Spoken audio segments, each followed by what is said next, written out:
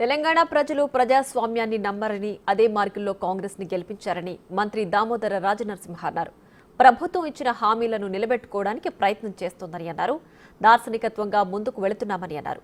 ప్రస్తుత ప్రభుత్వం ప్రకటనలు చేసేది కాదని పనులు చేసే సర్కారని దామోదర రాజనరసింహ అన్నారు. ప్రజాస్వామ్యంలో 2 సార్లు ఒక ప్రాంతీయ పార్టీకి అవకాశం సంపూర్ణంగా మోసం చేస్తూ రాజకీయాలలో ప్రజాప్రతినిధులు, ప్రముఖ నాయకుడు, ఆది నాయకుడు కూడా పచ్చి అబద్ధాలు చెప్తాడనే విషయాన్ని మనం నెమ్మదిగా గ్రహించి సుమారు 8 నెలలు పట్టింది. ఈ నాలెడ్జ్ బిల్డింగ్ ఉందా, కాలేజ్ బిల్డింగ్ లేకబాయ్.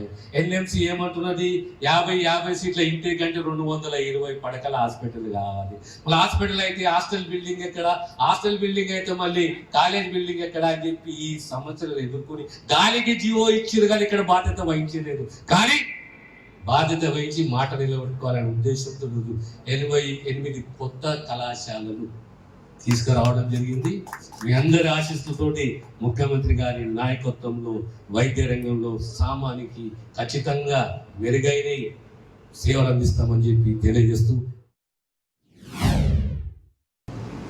రాత్రి అయ్యే పనులు కావు కానీ ఒక దార్శనికత్వం ఉండాలి, ఓ ఆలోచన శక్తి ఉండాలి, ఇంప్లిమెంట్ చేసే సత్తా ఉండాలి. అబద్ధాలు కాదు. మాటకారులు చాలా మాట్లాడతారు కానీ మీడియాకే పరిమితం అవుతారు, ట్విట్టర్లకే పరిమితం అవుతారు, ఇన్స్టాగ్రామ్లకే పరిమితం అవుతారు.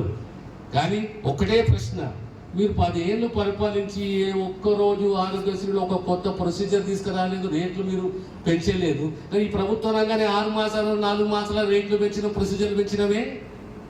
ఈ ఆరోగ్యశ్రీ సంబంధం ఎవరికి సంబంధించింది? ఇది పేదవానికి సంబంధం.